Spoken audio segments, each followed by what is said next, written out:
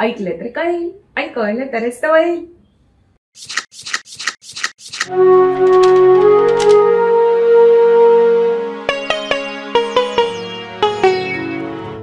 दोन मित्र असतात.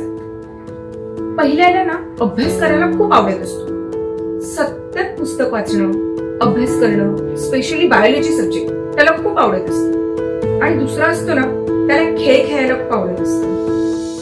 जिम मध्ये जायचं, फिटनेस बघायचा, टीव्हीवर स्पोर्ट्स बघत राहायचे हे त्याला खूप आवडत असतं. एकदा हा पहिला असतो ना तो डिसाईड करतो मी ना मोठं होऊन डॉक्टर बनेन. आणि मग तो आपल्या मित्राला सांगतो, हे बघ मी ना डिसाईड केलंय की मी डॉक्टर बनेन. एक काम कर, तू पण डॉक्टर हो. म्हणजे काय होईल माहितीये, आपण दोघे एकत्र राहू, आपण एकत्र कॉलेजला जाऊ, एकत्र अभ्यास करू, एकत्र मज्जा करू आणि शेवटपर्यंत एकत्र राहू. आता हे ऐकल्यावर तो दुसरा पण खुश होतो आणि घरी जातो आणि आपल्या बाबांना सांगतो, बाबा आम्ही दोन मित्रांनी ठरवलेलं आहे की आम्ही दोघे पण डॉक्टर होणार, एकत्र अभ्यास करणार, एकत्र कॉलेजला जाणार आणि एकत्रच मज्जा करणार.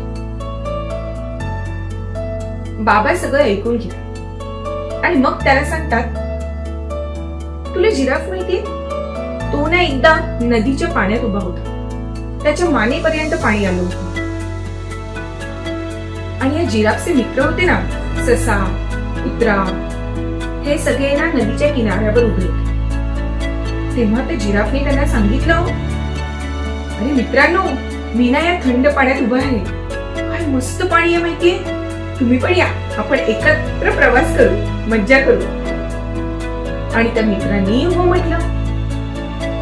आता हे ऐकल्यावर तो मुलगा जोर जोरात हसायला लागला. तो म्हणाला, बाबा या मित्रांना काय वेळ लागलाय का, आणि त्या जिराफला बघायचं, त्याची हाईट बघायची, तो पाण्यात उभा तरी राहू शकतो आणि हे पाण्यात गेले तर डुबून जातील, त्यांना स्विमिंग पण नाही करता येत साधी, काय होणार आहे त्यांचं.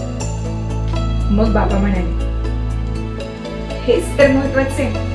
अरे तू तुझे टॅलेंट बघ, तुला काय करायला आवडतंय ते बघ, तुझा इंटरेस्ट बघ आणि मग विचार कर तुला काय करायचंय. म्हणून प्रत्येक मुलामध्ये वेगळं टॅलेंट असतं, त्याची आवड वेगळी असते, त्याचा इंटरेस्ट वेगळा असतो, त्याच्या हॉबीज वेगळ्या असतात, त्याचे विचार वेगळे असतात.